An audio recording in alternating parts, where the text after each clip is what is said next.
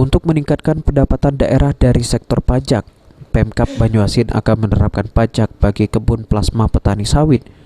Pajak akan dipungut dengan memanfaatkan sistem pajak bumi dan bangunan.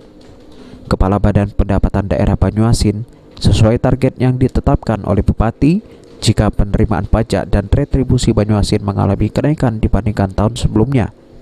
Pajak tahun 2021 ditargetkan sebanyak 161 miliar rupiah dari 11 pajak daerah, sementara retribusi ditargetkan mencapai 11 miliar rupiah. Ini targetnya tahun ini, Pak? Tahun 2021 kita target 161 miliar.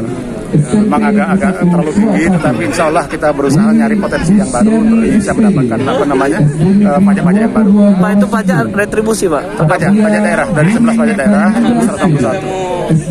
Untuk retribusi?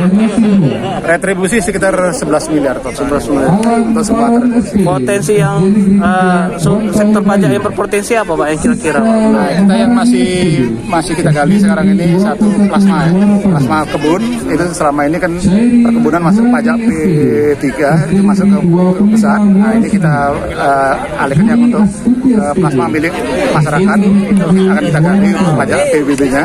Itu tower telekomunikasi dari 350-an itu baru 90 yang kita yang bayar.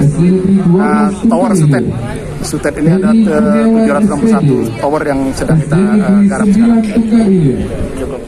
Kedepan, petani sawit yang memiliki kebun plasma akan segera dikenakan pajak, serta 350 menara telekomunikasi di Banyuasin akan segera dikenakan pajak. Sulaiman, PAL TV.